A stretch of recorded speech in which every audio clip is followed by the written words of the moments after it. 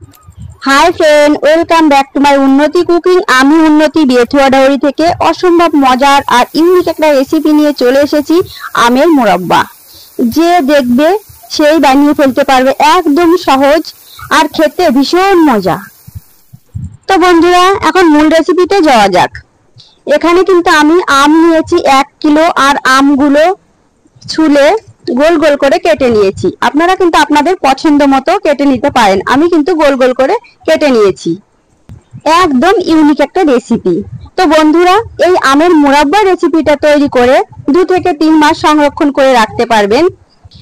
ঘরে থাকা সামান্য কিছু উপকরণ দিয়েই কিন্তু রেসিপিটা তৈরি করা যায়।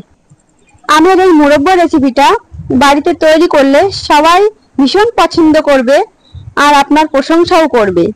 বাড়িতে যদি কোনো আত্মীয় কিংবা মেহমান আসে, তাদেরকেও কিন্তু এই রেসিপিটা করে দিতে পারেন, ভীষণ পছন্দ করবেন, খুব মজা করে খাবে।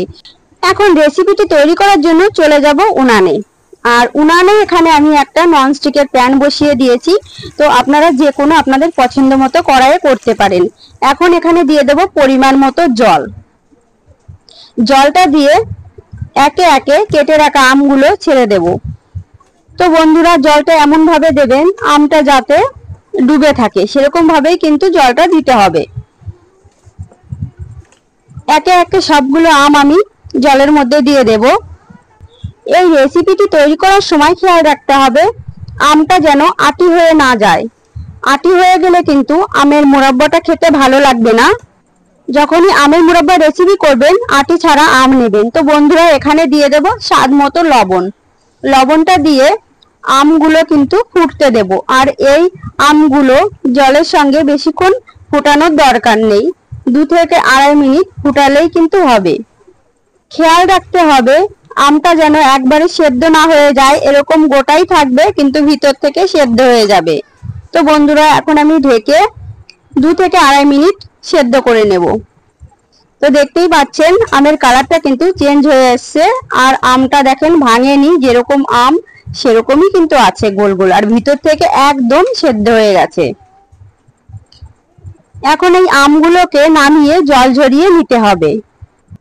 তো বন্ধুরা, আমার শরীরটা অসুস্থতার কারণে ঠিকঠাক মতো কিছুদিন থেকে ভিডিও পোস্ট করতে পারছিলাম না।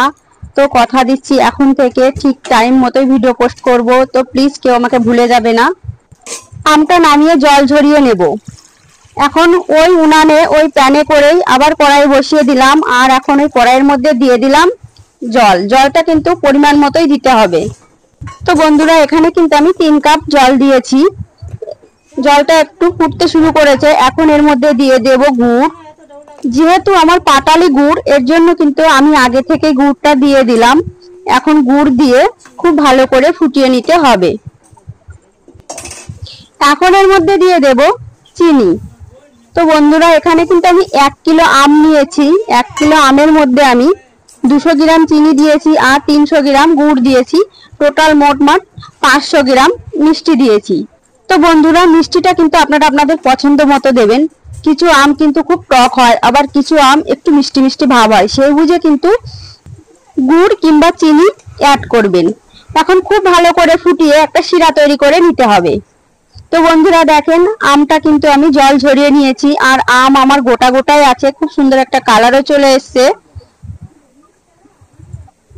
শিরাটা আমি 5 থেকে 6 মিনিট খুব ভালো করে ফুটিয়ে নেব। যতক্ষণ না শিরাটা ঘন হয়ে আসে ততক্ষণ কিন্তু ফুটিয়ে নেব। তো বন্ধুরা, এখানে কিন্তু আমার আম থেকে জলটা একদম ঝরে গেছে, দেখতেই পাচ্ছেন। আর আম কিন্তু আমার একটুও ভাঙেনি, ঠিক এরকম ভাবেই সেদ্ধ করে নিতে হবে। তাহলে এরকম গোটা গোটাই থাকবে, দেখতেও ভীষণ ভালো লাগবে, খেতেও ভীষণ ভালো লাগবে। আর এই রেসিপিটা কিন্তু ঘরে থাকা সামান্য কিছু উপকরণ দিয়ে করে নিতে পারেন, খেতে ভীষণ মজার। আর 2 থেকে 3 মাস সংরক্ষণ করেও রাখতে পারেন। তো বন্ধুরা দেখেন, শিরাটা কিন্তু আমার ফুটতে শুরু করেছে। তো আপনারা চাইলে কিন্তু এই মুরাব্বাটা শুধু চিনি দিয়ে করতে পারেন কিংবা শুধু গুড় দিয়েও করতে পারেন, কিন্তু চিনি আর গুড় দুটো মিলে শিরাটা তৈরি করলে খেতে ভীষণ ভালো লাগে আর দারুণ একটা টেস্ট হয়। তো বন্ধুরা, অনেকটা ঘন হয়ে এসছে। এখন এই শিরার মধ্যে একে একে যে আমগুলো আমি সেদ্ধ করে রেখেছিলাম সেগুলো এখন আমি ছেড়ে দেব। আজকের এই মুরাব্বা রেসিপিটা যদি বাড়িতে তৈরি করেন, কেমন লাগলো খেতে অবশ্যই আমাকে কমেন্ট করে জানাবেন। আর রেসিপিটা যদি ভালো লাগে বেশি বেশি করে শেয়ার করে দেবেন ফ্যামিলি বা বন্ধুদের কাছে। যদি ফেসবুক থেকে দেখেন তাহলে ফেসবুক পেজটিকে ফলো করে আমার সাথে থাকবেন। আর ইউটিউব থেকে যদি ভিডিওটি দেখেন তাহলে ইউটিউব চ্যানেলটিকে সাবস্ক্রাইব করে আমার পাশে থাকবেন। এখন শিরার সঙ্গে আমটাকে খুব ভালো করে ফুটিয়ে নিতে হবে। দেখবেন এক সময় এই আমগুলো পুরো শিরাটা রসটা টেনে নেবে, ততক্ষণ কিন্তু ফোটাতে হবে।